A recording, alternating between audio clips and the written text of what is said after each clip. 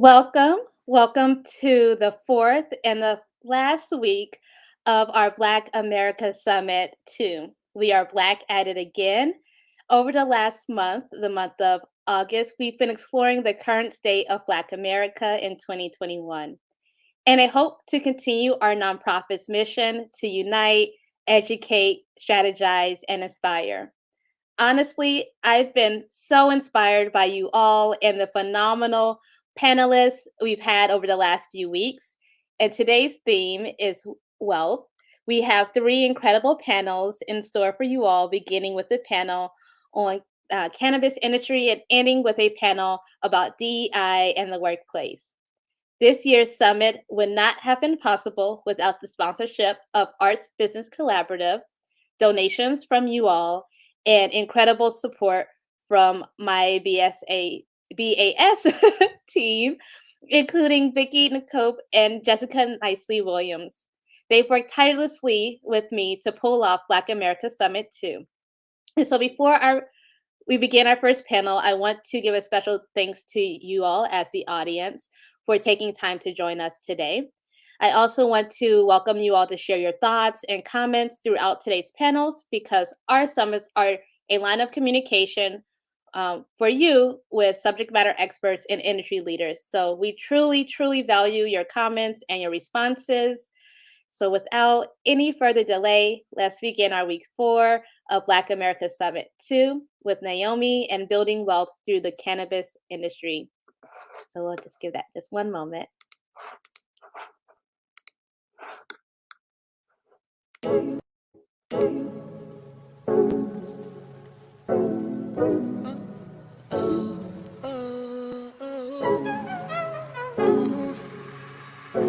Like, do you even know who you are?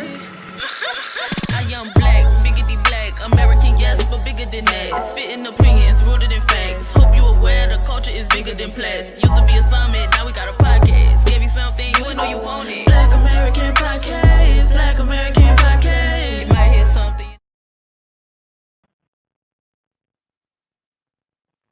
Hi, everyone. Welcome.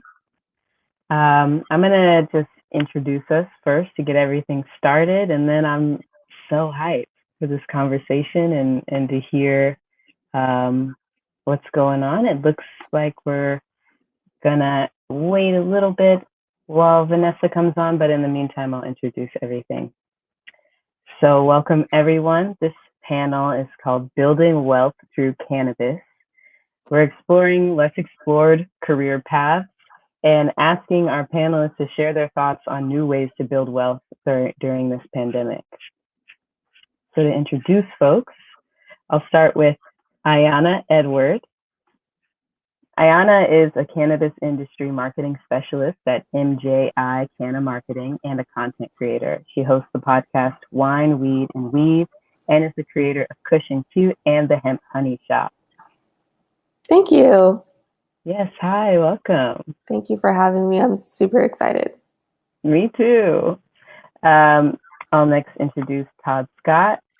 Todd is a managing partner of Global Recruiters Scottsdale, and after a 25-year career in the consumer packaged goods industry, managing $140 million in business and leading a team of salespeople, category management analysts, and marketing specialists, he now brings that wide-ranging expertise to the developing strategic staffing solutions for the food and beverage, CPG, and cannabis industries.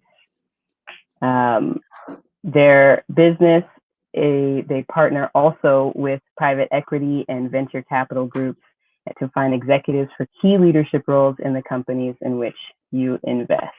Welcome, Todd. Thank you. It's good to be here. Yes, I'm so excited. So it doesn't look like Vanessa is here yet, but I will introduce her. And when she comes, we'll just hop on. So Vanessa Jean-Baptiste will also join us. She's the first Black woman to open a fully recreational dispensary on the East Coast called Legal Greens, located in Brockton, Massachusetts. She was also born and raised in Brockton and opened the new dispensary with the hopes of bringing positive impact to her community.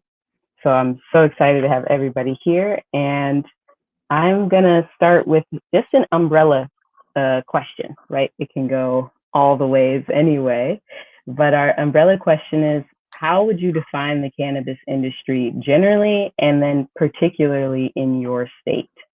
So maybe we can start, Iyana's thinking there. Maybe we can start with Iyana and then move to Todd.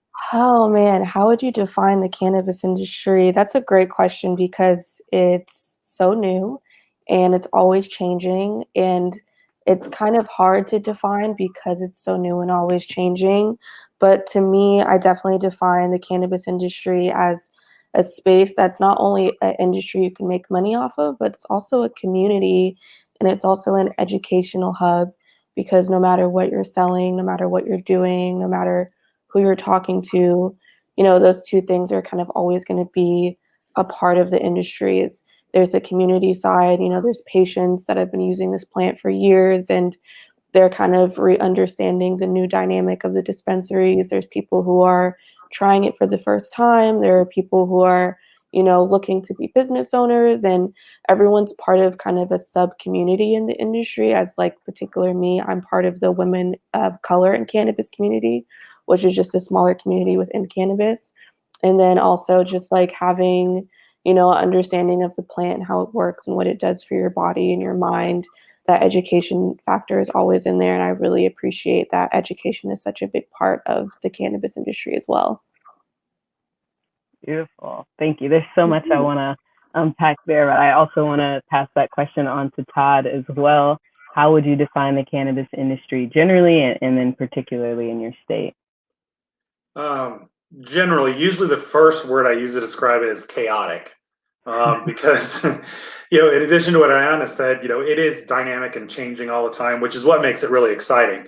Probably what frustrates a lot of people getting into the space is it is so chaotic, especially if they come from a more traditional consumer goods background or something like that. But it's exciting, and it is a community, and you know, it's a place where I think, you know, people can accomplish a lot, and the industry, since it's growing so fast, needs a lot of different types of skill sets and mindsets and people that will really get involved and, you know, promote the product, you know, the good positive things about it.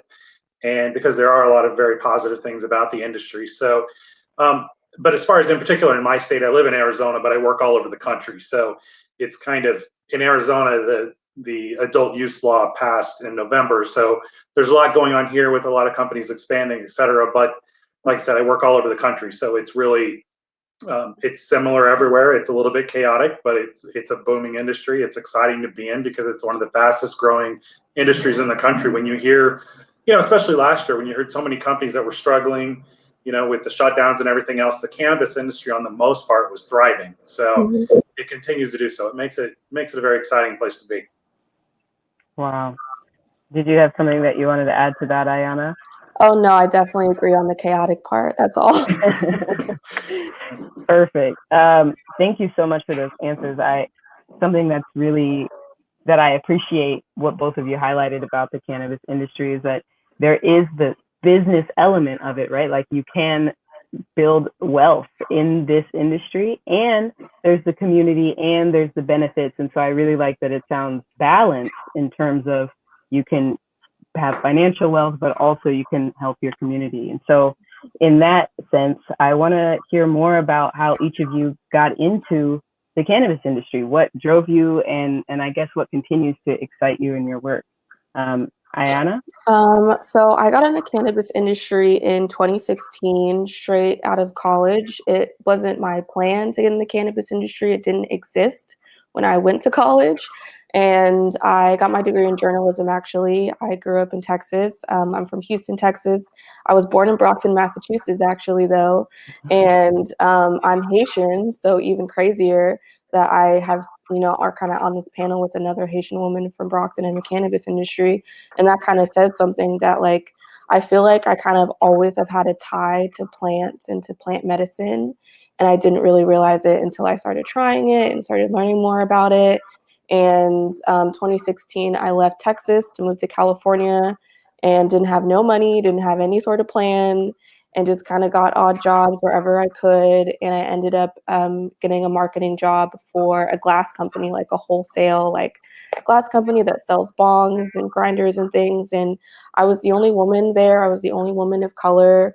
It was a very small company. And when I would go to cannabis events, when I would, be in dispensaries and be in these cannabis spaces, I was usually the only Black woman there. And it was very interesting to me to have that experience and go into these rooms and look around and go, oh, it's just me in here that's like representing for Black women. So from there, I kind of just had that light bulb moment where I was like, how can I represent Black women in this space? How can I like use what I know and what I love to do and the knowledge that I have to be a good example of what a Black woman in this space looks like? I got my degree in journalism, so I immediately started writing about cannabis. That was my first kind of introduction to the space.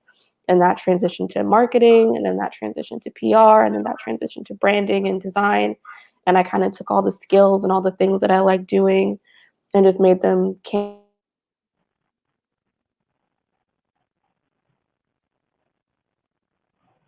Oh, looks like Iyana froze a little bit, and that's okay for now. She'll come back from the tech world.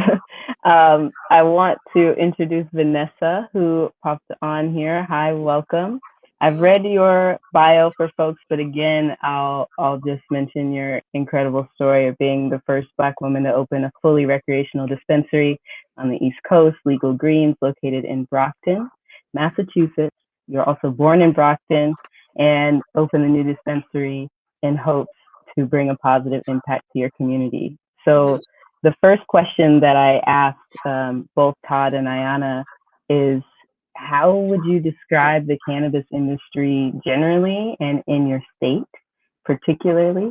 And then the second question that we're currently working on is, how did you get into the cannabis industry? So you can take whichever one of those that feel good, and then we'll go back to Todd. Okay, so the industry in Massachusetts right now is very regulated. I'll say that. It's probably one of the most regulated in the state. There's a seed to sale, which means that it has to be tracked from the moment the product is a seed all the way to where the product is sold. So there's the metrics, there's tags. If you look behind me, everything has to be numbered. It's a lot, but I love it. I came into this industry because, one, I knew how marijuana was affecting a lot of people, and two, how a lot of people in this industry do not look like me, and I wanted to make a stance on the industry. With us going through the process, a lot of people didn't think that we were going to make it or that we were going to open, and we actually were one of the first people to open in the city.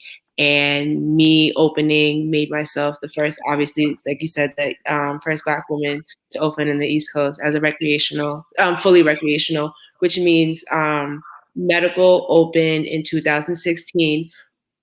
You had to have $500,000 to open. And obviously we didn't have that. We didn't know anybody that had $500,000 asset. So we had to wait until recreational came about. And when recreational came about, the state made their own social equity program, which I was able to apply, and I had priority to, once I put my application in the state, I was just going to jump to the front of the line, and my application will be reviewed throughout the whole process till I got commencement, and I'm able to do more businesses in Massachusetts with my social equity applicant certification. So, yes. That's beautiful. Thank you. Iyana, I know we got separated for a little bit. I'm going to ask Todd that question and then come back to see if there was anything you want to tie us in. So Todd, I mean, when I look at your bio, right, and you started in consumer, or you have extensive experience in consumer packaged goods, managing a $140 million business there. What led you to the cannabis industry? Well, it's kind of, initially I was looking for something to do on my own because being in leadership positions in like consumer goods companies, et cetera, there's a lot of companies that come in and purchase the companies, or they change management, and they're always looking at ways to reduce costs just because they're constantly challenged with margins, and so they get rid of the higher level people. So I kind of got tired of going through that. I was working for a startup in Los Angeles. I had moved out there from Chicago, and that happened there again. So I'm like, what can I do on my own?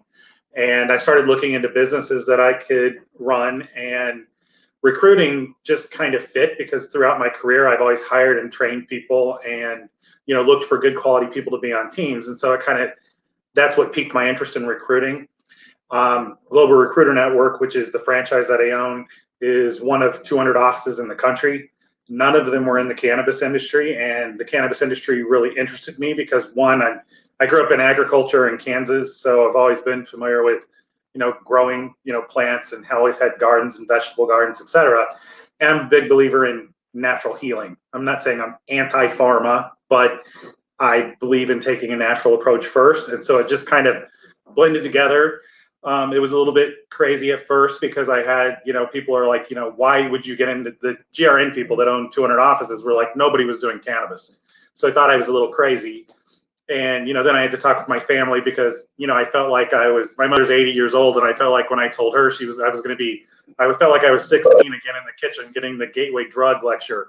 But she didn't. She surprised me. She was like, oh, I've been doing a lot of reading. There's a lot of benefits to it. So reaching a lot of audiences. So anyway, that's kind of a long explanation, but that's how I got into it.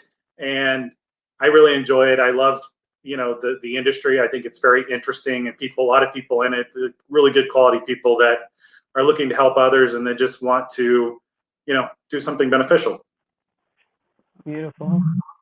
Thank you for that. Iyana, we got cut off when you were just talking about what got you into the cannabis industry, and if there was anything else you'd like to add.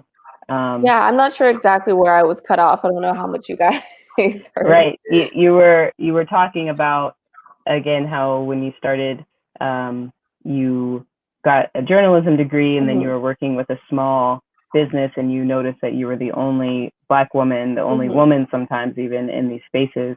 And okay. I can follow from there. Okay, yeah. Well, I was always surprised by being the only Black woman in these spaces. This was in California in 2016. It was only medical. It wasn't recreational yet. So it's still very limited to like who could enter, a lot of gatekeeping. And from there, I built Kush and Q. I created a CBD skincare brand in my grandmother's backyard. And it kind of has been way bigger than I ever thought it would be. But I think it was that because I was someone that didn't look like everyone else in this space. I was creating something that was for women of color. I was very intentional about like the branding and the marketing, and including Black women on Instagram smoking weed, and including Black women holding, a joint. And I don't want to say my brand was one of the first to do it, but I think I was one of the first in the space that I was in to do it. And it was just very refreshing to everyone. So I just took what I, kind of learned from there. And now I've been doing cannabis marketing for 5 years, and I primarily work with women-owned and Black-owned CBD and cannabis businesses, and teach them the same things that I've taught myself, so they can be successful and actually connect with people that look like them in this industry. Awesome. Yeah. Something that I'm finding as I'm meeting each of you is that it's really amazing to have the three of you sitting here with different perspectives and different entry points into the cannabis industry, right? So Todd coming from a recruiter standpoint, working with lots of businesses all over the country, and Iyana working through marketing and a small business owner, and Vanessa having a kind of brick and mortar, like being solid in the community. I think it's really incredible to kind of have all of your perspectives on what the industry is. And so one of our viewers asked the question if we can talk more about, Vanessa was talking about the barriers to entry to opening a medical dispensary, just the $500,000 that it takes to open something. And our viewer asked the question if we can talk about how that alone can limit access to people of color to the industry. And so I'd like to hear about that, Vanessa, from you in particular, but also what the experience has been for you, Todd, and you, Iyana, of getting into the industry, coming from your different backgrounds. So Vanessa, maybe Vanessa's not quite with us yet, but I think she heard the question. Oh, here you are. You're muted. I realized Okay. Now we I'm can not. hear you. Do you hear me? Yes, Okay. yes. Now we can hear you. The entry to the barrier to entry. It's a lot. Us going through the process.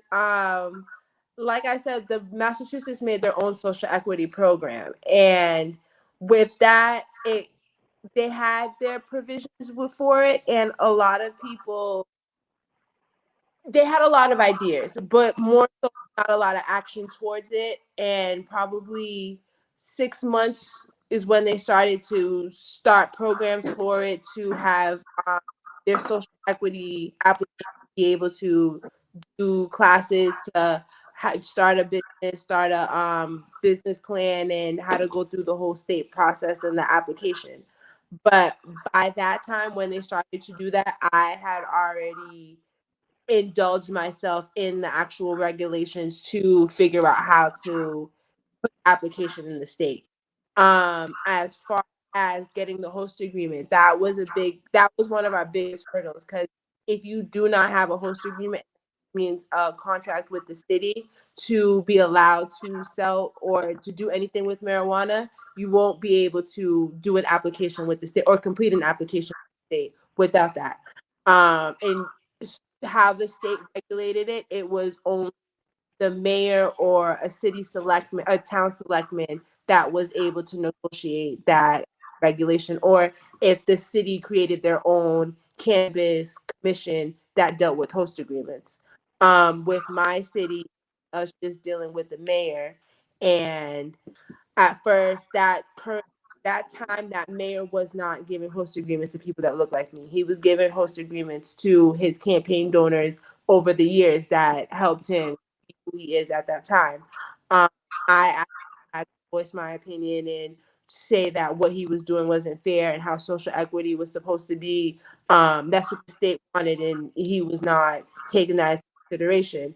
And unfortunately, he actually passed away. And when he passed away, another mayor came in, which was a city councilor.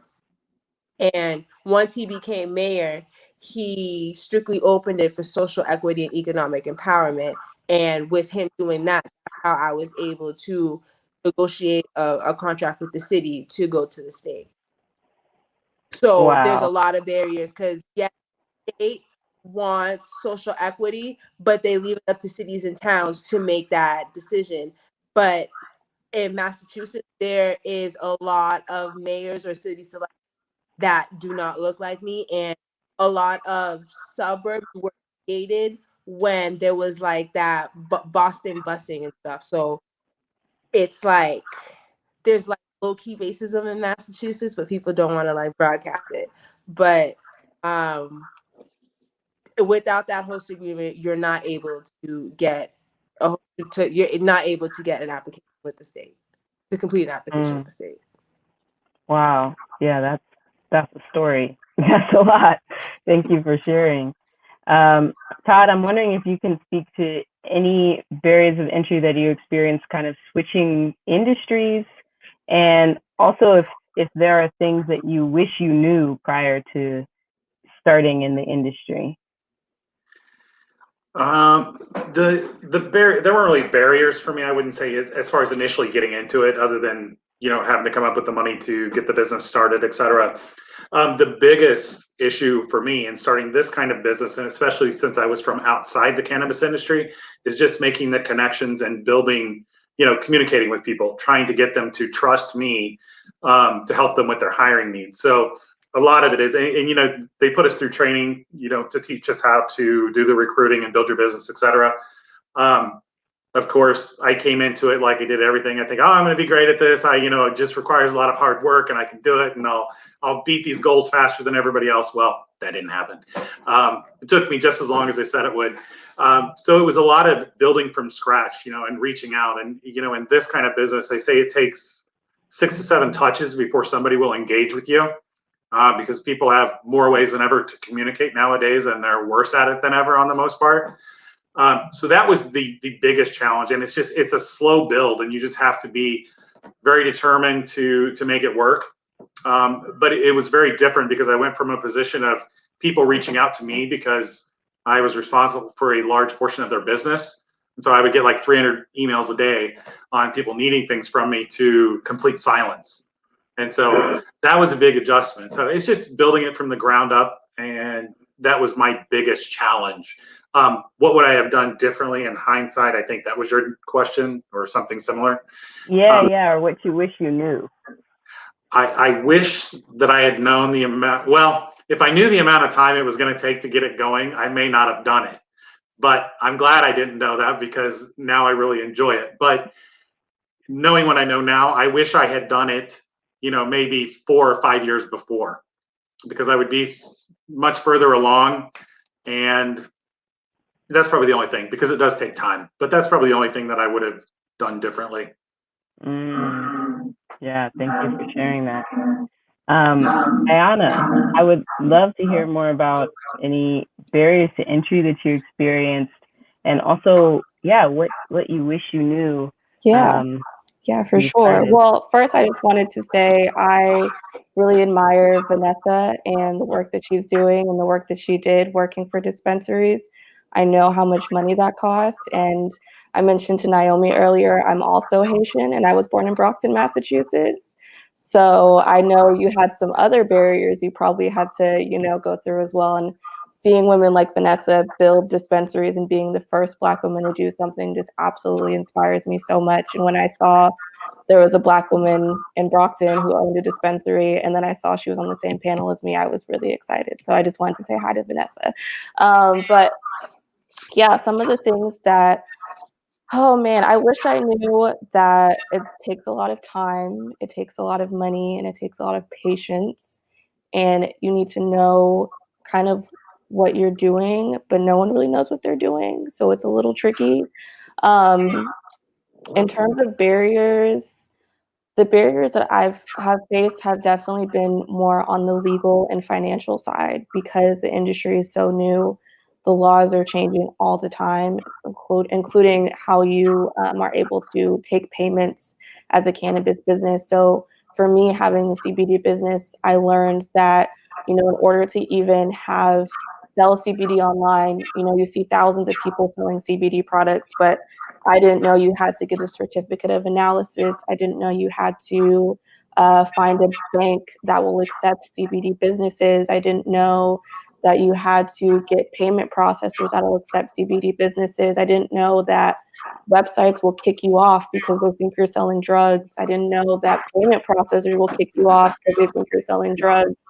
And these are all things that I learned as they were happening, which was very frustrating, but it happens all the time to a lot of us, even now. Like, a lot of Instagram accounts in the cannabis space are being deactivated and being deleted, and we're seeing it all happen at the same time to a lot of like minority-owned pages, and we're all kind of learning at the same, like, okay, what did we say? What did we do? What can we post? What can we not post? And it's just little things like that. You can't approach the cannabis industry like any other industry. You cannot, absolutely. You have to be very mindful about what you say, what programs you're using, what websites you're using, what paperwork you have. Are you compliant? Are the things you're putting on the internet on your website compliant? Those are all things that matter, and those are definitely like hurdles that I had to understand as I was building. And I definitely wish I knew that before, because I've had many days where I quit. I don't want to do it. I quit, and I'm still here because I'm crazy. But it's definitely a challenge to do anything on the marketing side with cannabis, because you can't run ads. You can't say selling CBD. You can't say, I own a dispensary and we're having 15% off. You can't say things like that. You have to be creative and compliant at all times. Wow. Yeah, y'all are all raising these like really juicy questions that I really am excited to hear more as we dig into it. I want to know more too about the way that your work is perceived in the community. Todd, you kind of spoke to it when you were introducing the idea to your mother. What do you think the stigmas are in in the Black community? Where are they coming from, and how do they impact your work? Let's start with Vanessa. Well, I'll talk about we'll talk about this. With Massachusetts, it was first voted in 2015 to make it regulated and to make have recreational sales. So majority of people voted it, and that's why we have recreational sales right now.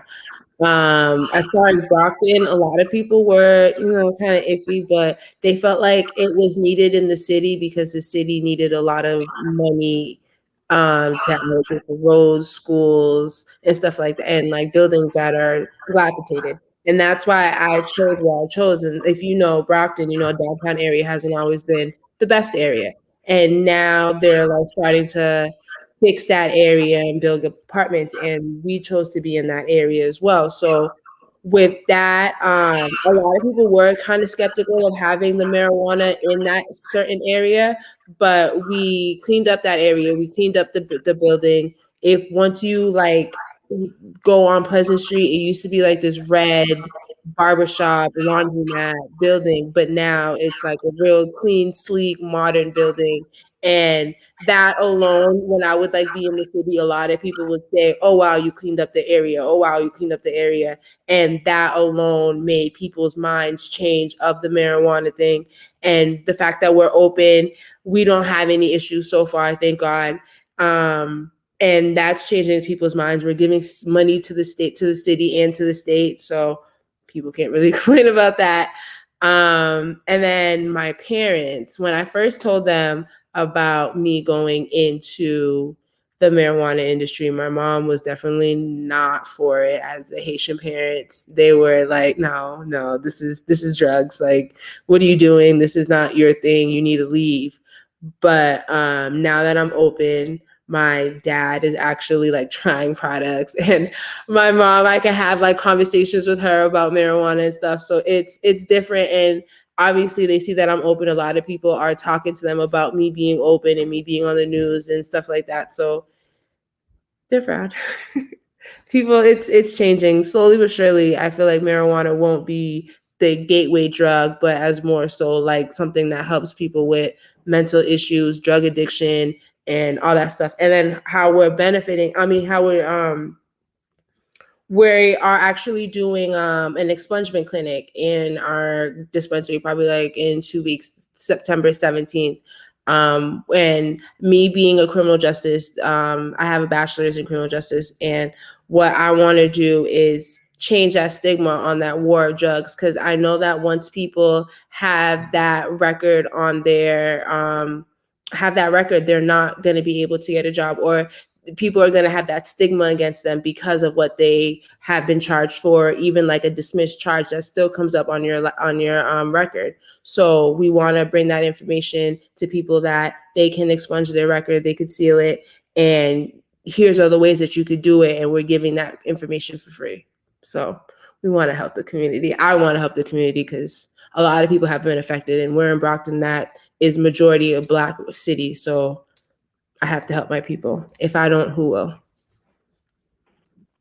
Wow, thank you.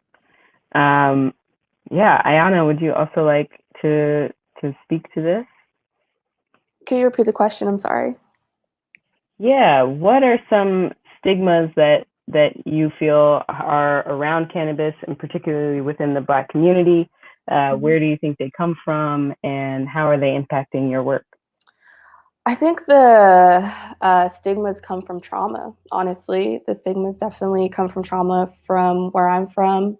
Like I said, I was born in Brockton. I wasn't there very long. And I grew up in Houston, Texas.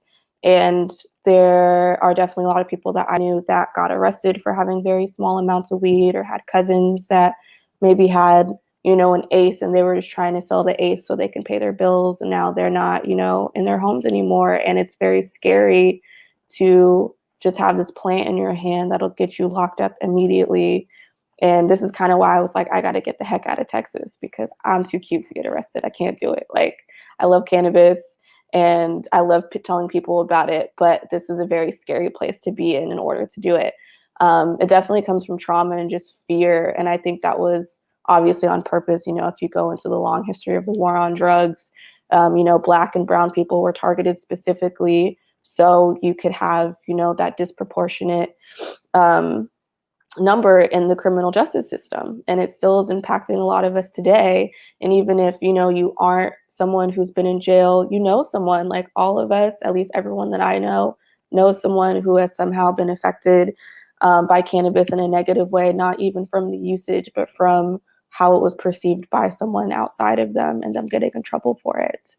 And I'm always just trying to, my goal is always to be a positive representation for women of color who consume cannabis and who are in cannabis, because also as a Haitian woman, my family does smoke weed. Actually, a lot of my aunts and my uncles, they do smoke weed, but my dad is not super into it. Like, he just thinks it's a phase. He's like, oh, it's just a job, and doesn't really know that it's like my career and something I'm very passionate about. And that's still definitely a stigma that I think we have to fight through in order to like get kind of older generation to learn that, like, yes, they were impacted on the war on drugs. Yes, I totally understand why it's a little scary for them. But if you become, you know, if this next generation becomes a positive representation of what cannabis can be and what it looks like and how it's being used and how we're talking about it, then the next generation will have a better understanding of it as well. Yeah, beautiful. Thank you. And Todd, how would you again, you spoke to the story a little bit in terms of approaching your mother with the idea of kind of moving to the cannabis industry, but can you say more about the stigmas around the industry and how they impact your work? Yeah, I would say the stigmas are less than when I started a couple of years ago. I mean, it is changing, and it's changing somewhat rapidly, it seems. Most of it, I like everyone else, I agree that it comes from the war on drugs, you know, and how, plus also the way people have been portrayed in movies, etc. You know, it's always been kind of negative.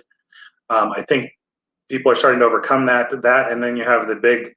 I grew up in a very religious household, you know, coming from Kansas in the Midwest, and so, you know, a lot of that's probably where more of the pushback I've heard is, you know, they think it's, you know, ungodly or sinful or whatever. And I'm kind of like, well, if you believe in God, you know, how do you think the plant got here in the first place? Don't you think it was put here for a purpose? And you kind of have to do a lot of educating, explaining, you know, and they'll say, well, the FDA hasn't approved it or whatever. And I'm like, you just kind of have to talk to people and explain, well, yes, but they approved opioids and look what's happened with that situation. So it's a lot of it's just, you know, sharing logic with people. But, you know, as far as the stigma, I mean, it's like I said, it's lessened a lot. I had people that I used to work with or worked with for many years that thought I was crazy for doing it, and they didn't agree with it. But on the most part, most people are pretty receptive and, you know that the industry is growing. Even like when I talk to law enforcement officers, because I talk to some sometimes, and most of them are all for it too. You know, they think it's been handled poorly in the past, and, you know, they're just more of, you know, people doing things legally, et cetera. But that's a different topic. But I think the stigma is lessening. At least it is, you know, from my experience, from when I talk to people. Cool. Todd, I'm wondering if you can begin us on the next question, which is, what do you think needs to be done, whether it's in terms of the government or nonprofits or just more education in terms of changing the stigma or helping to educate people? Do you think it's enough that people who are in the industry just kind of talk to people who are around them, or do you feel like there could be more work done on a governmental level or, yeah, in terms of nonprofits? Well, as far as I think people need to be educated. You know, my one thought is probably not a good thought. It's like remove all the politicians. It would probably make things much less complicated. But because I think a lot of them the politicians are so influenced by big pharma, et cetera, that I think that's a harder thing to move. And regardless of how they actually feel about it, personally, I think that some of them are afraid to speak out because they're afraid they'll lose, you know, support from their donors, et cetera. I think it can start with, you know, people just continually talking about it. I think it'll help when some of the advertising laws change, like Iyana talked about how difficult it is to advertise product.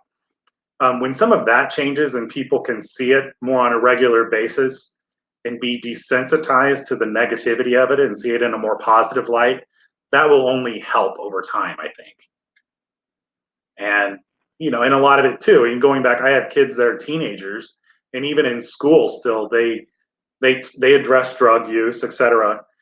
But the way that they address it still, and this was when a couple of years ago when I lived in California, even then they were talking about, you know, they call it weed, for instance, instead of calling it cannabis. You know, which there's a lot of negative stereotypes associated with the word weed, you know, for the product. So they talk about it that way and make it seem just as dangerous as like heroin and some of these other drugs when it's completely different. So there you have the education portion of it too. Yes, I agree that children shouldn't be using it, but then they also should be explaining, just like alcohol, they explain how alcohol is bad, but that people that are adults can consume it.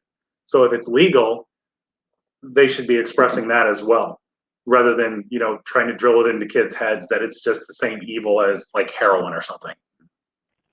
Right. Thank you for that, Todd.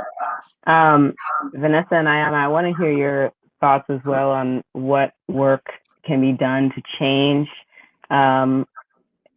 people's perceptions. But we're getting some questions from our viewers, and I want to make time for those as well. So I'll start with Iyana. You can touch on this idea of what can be done, but we also have this new question that you can address, which is, what is the best way for an individual, just one person, to get involved in the cannabis industry with a small amount of money for a startup?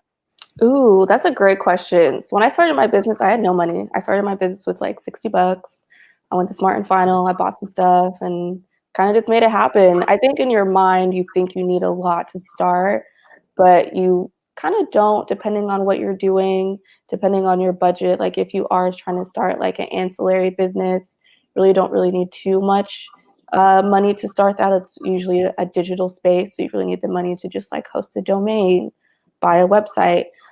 For an actual physical business, I think for a cannabis business, now that I'm older and wiser, when I started my business, I didn't know what I was doing. I was 22. Like I said, I did it in my garage with like $75.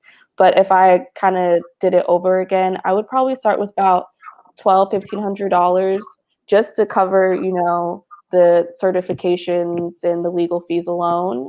And that would at least give me a head start. So even if my business wasn't ready, I didn't have to worry about the legal aspects later, because I think it's so important, especially in this industry, to just know that you're legally okay and that you're being compliant with everything that you're doing. Cool, thank you. And Vanessa, I'm wondering if you can also touch on that, from coming from a perspective of starting a brick and mortar. What's the best way for an individual to get involved in the cannabis industry with a small amount of money for startup? That is a great question. From us doing our retail, starting our retail till now, that was a 3-year process. So if someone doesn't have that time period, because it takes time to go, because there's money involved, but then there's not so much money involved, because it's more so politicking and paperwork and just time-wise, more so money-wise. If the person doesn't have funds to pay for a lawyer, I would say more so do it in-house and do it yourself, because that's what we did. We did it ourselves. As far as like a brick and mortar, if you don't have money to pay for rent, and I would say more so probably do like a delivery, because that's something that's coming up where it's more so all you need is an office and just getting one car and then working your way to getting another car and another car, more so than just trying to do it Amazon and just get 50 cars. Start small. Even with like, probably if you want to do like a micro grow, which is a small grow, I would say finesse your way into probably not paying rent, because with us, we finessed our way where the person I still was using their building. It was a barbershop and a laundromat, and we didn't have to pay rent because they were still using it. But when it got to that certain point of where we had to start doing build out, that's where we started finessing our way into seeing how we could pay for everything else. But I would say work within your means. If you don't have a lot of money, there's ways where you can, like I said, finesse your way into getting to where you need to be, to where people can invest into your business, and then you'll be able to start your build out and really put the real work into it where money is needed. But finesse. There's ways to finesse. I love that. I love that. I'm really hearing a lot about, I mean, I think about finesse in terms of relationships, right? Communication, like how are you getting what you need from the people who are around you and using your means. Todd, I'm really curious to hear from your perspective as well, shifting into the industry and then also working to recruit people and train people in the industry. What would you say is the best way for an individual to get involved with a small amount of money for a startup? It's kind of hard for me to speak to that because my startup's a little bit different in that it's not really, there's no difference in getting involved to it in what I do than it is in getting involved in like an IT recruiting firm. I can speak to how people can get involved in it if they want to, work in the cannabis industry, for a company. I mean, if you want me to. Sure. I mean, and a lot of that is just being persistent and figuring out the kind of role you want to have, because a lot of companies, like right now, even if you go on like Indeed or LinkedIn and look at jobs, I mean, there are tons of cannabis companies that are hiring salespeople. 2 years ago, they wanted people that only had cannabis sales experience. But now, as the industry has grown so fast, they need people from outside the industry. So if you wanted to get into sales, for instance, and you have sales skills, you want to, like on your resume and how you market yourself, it's all about building relationships and understanding sales cycles. But in the cannabis industry, you also have to show that you have knowledge of the industry. So some people I talk to, they're like, I really don't know anything about cannabis, but I want to get into cannabis sales. And I'm like, well, you're not going to get hired unless you know about the product, because people that are in the industry are very passionate about it, and they want people that are as well. So a lot of it, that can be just doing research, going to networking events like Women Grow or Canna Gatherer, or in Arizona, they have Marijuana Industry Trade Association meetings, which are networking meetings. And then also, like if you're employed and you have some extra time, go to work at a dispensary, and that's, I mean, people learn so much working in a dispensary, or, because you learn the benefits and the differences in products, et cetera. But then also you can work in cultivation. There's a lot of different ways. I mean, as far as, but you have to know what the product is and what it does. And, when you're talking to someone, if you do get an interview and they ask you why you're interested in the cannabis industry, the number one thing to not say is, I want to make money.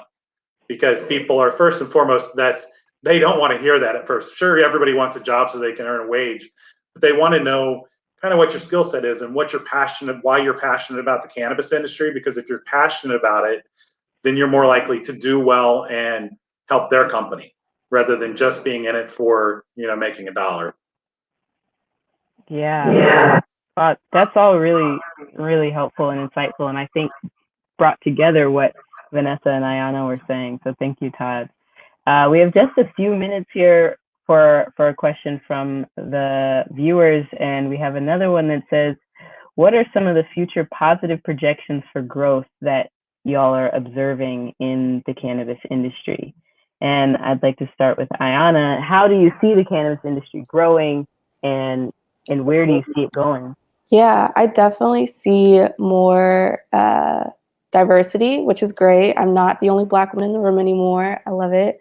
And I definitely see the industry actually taking its time more when they're developing policies, which I really appreciate, because as we've seen, you can legalize a state, you can make a product available, but if the state doesn't actually give back to the community that kind of wanted the cannabis or doesn't give back to the community that has been most affected by the war on drugs, then people are going to be really upset. And the industry is starting to realize that it's really important to address that, because you cannot, or I personally cannot, just because I'm a woman of color, you cannot have a conversation about cannabis and leave out race. And you cannot say, I just like to smoke weed, I don't see color, I don't know what race is. Like, I've definitely had some interesting, like, because I do marketing, I get some interesting comments and DMs sometimes, people being like, you know, don't talk about race on this page. I'm like, but this is a Black-owned business in cannabis. Like, what do you mean?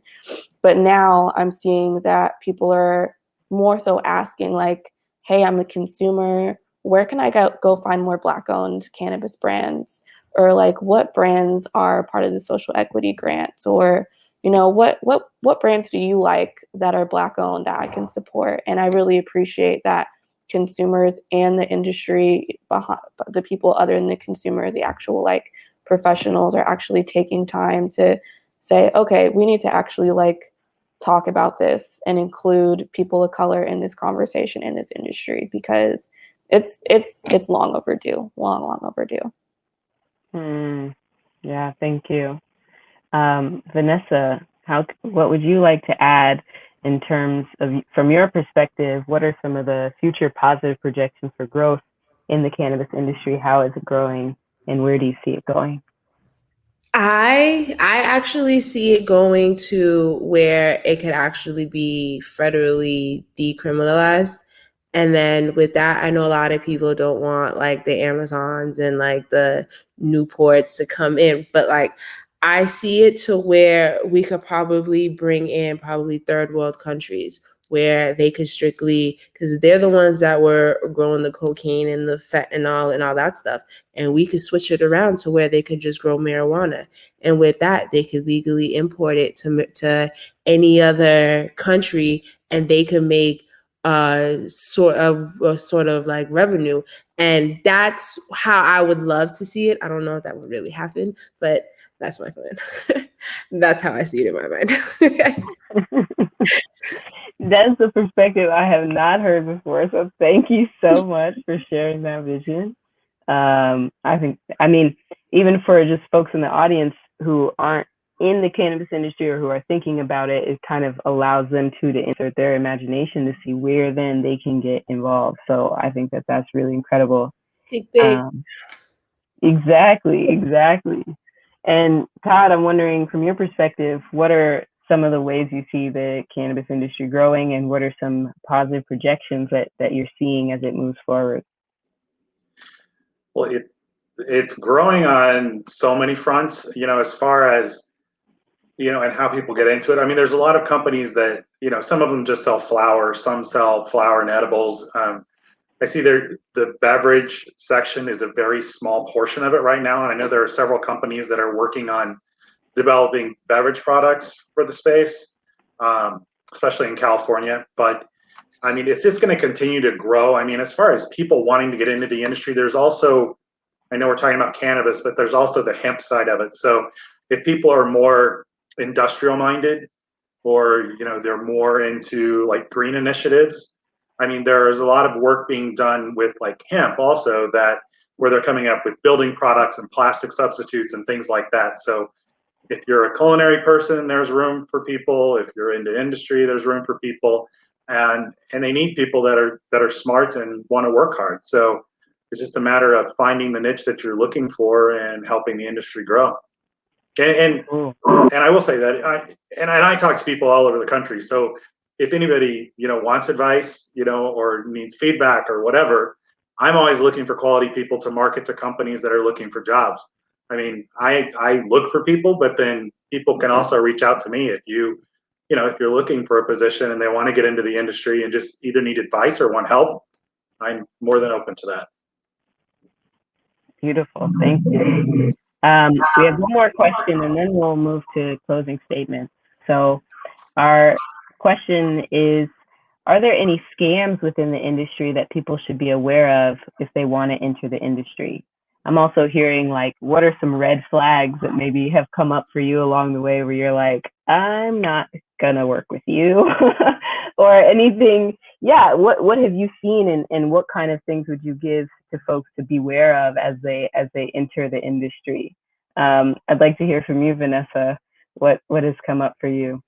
A lot. I would say one, consultants are not really that great of consultants. I would say more so figure it out yourself, because the regulations are there for a reason, and it's reading it and understanding it. If it takes 15 times to read it, if it takes 20 times to read it, because there's some people that will say, yes, they'll help you, yes, they'll do this, yes, they'll do that, but you're not their focus, and they're just going to take your money and give you a dream, but not really put action on that dream. And then there was this whole debacle with big companies trying to buy social equity, give them money so they could start their business, whatever the case may be, and give them product, but they would get a certain percentage off that business, and you had to have a certain percentage of their product on that shelf. If that product sells, if that product doesn't sell, that's not their problem. You're still going to have to pay them because they gave you money. And that was a big issue within the state. I was even approached on it. I read the contract and I was just like, this is not what I want to do. I want to figure out myself, because I know that me and my team, we're able to do this, and we took the time, the effort, the blood, sweat, and tears to make our dream a reality. So it's definitely possible. There's definitely going to be people that are going to give you false information, that are going to tell you lies about regulations, knowing that they know that it's a lie. And it's crazy. It's stay focused, tunnel vision, and you'll get to where you need to go. Cool, thank you. We have just a few more minutes for this question, but Iyana, I'm wondering if you can speak to any scams that have come up or red flags that you would like to share for people to beware of as they enter. Yeah, I think 2 red flags that immediately popped in my head was, 1, don't work with people who aren't invested and as passionate as you. You kind of have to be a little crazy to work in this industry. And a lot of people are going to enter this industry that just want the money. And that's great. Like, everyone needs a job. But if you're going to quickly find out, if you're working with someone who just wants it for the money, they're not going to actually want to do the really hefty lifting and do the really hard work, because there are going to be days where you have to do some really hard work and it's not fun, and you're not smoking weed, and you can't smoke weed all day because you have 5,000 things to do and you cannot get them done until midnight. You're going to have those days. So you definitely, keep an eye out for who you work with and make sure that they're equally as passionate as you. And if you work with someone, I work with clients, I'm a freelancer, so I work with clients one-on-one a lot. If you work with someone and you realize they're not a good fit, just cut that tie. It's totally okay. You want to be very mindful about who you work with, because everyone's industry is learning at the same time. And then my second red flag is also make sure you work with people who have the same values as you in the industry, especially because the majority of the industry is still not owned by people of color. Most of my bosses for the dispensaries that I've worked for were white men that had no cannabis experience. They just had the money, and they were terrible people, and I hated it. And now I don't work with people like that anymore. I only work with people that share the same values as me in this space, because this space has kind of, that line in the sand where there's ethics versus profit. And some people are willing to cross that line, but I'm not. So I just choose not to work with people like that. And you shouldn't either, if you have ethics and have certain values as well. Beautiful. Thank you.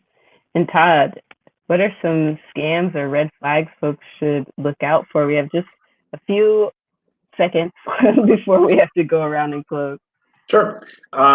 Building upon what Vanessa and Iyana said, it's really, I would say, do your research, because there are people in the space that do not operate with integrity. And most of the time, the nice thing about the cannabis community is people talk and they communicate around. If you have a bad experience, people will tell you, they'll make it known.